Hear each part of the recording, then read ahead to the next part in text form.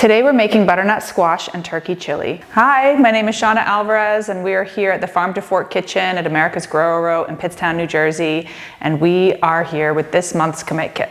So this kit is a family favorite. I made it for my family last night, a version of this recipe, and that's what's so great about it. It's easy to bulk up and it's really adaptable. When I say something's easy to bulk up, I just mean that you can add additional ingredients to it, which will stretch the number of servings you're making.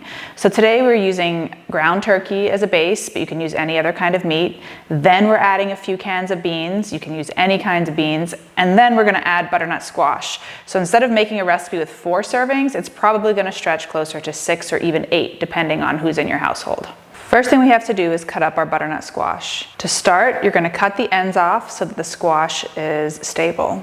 Then you're gonna cut it in half so the neck is separated from the bottom. You're gonna run your knife around the outside to peel or use a vegetable peeler.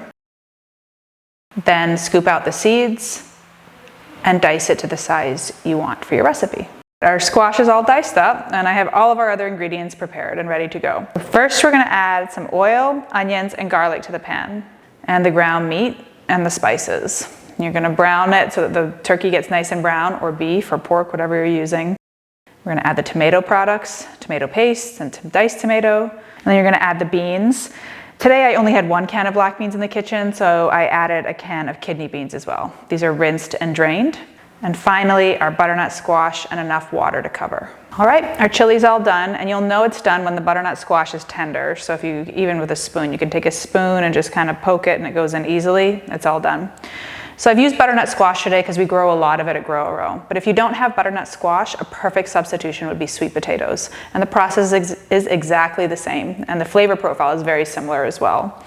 It's really important to get comfortable using seasonal ingredients because they tend to be less expensive when they're in season where you live. So keep an eye out for that. I'm just gonna ladle this into this bowl, and like with any chili, you could top it with cheese or scallions, hot sauce, lime, sour cream, cilantro. I hope you enjoyed this, and I look forward to seeing you next time.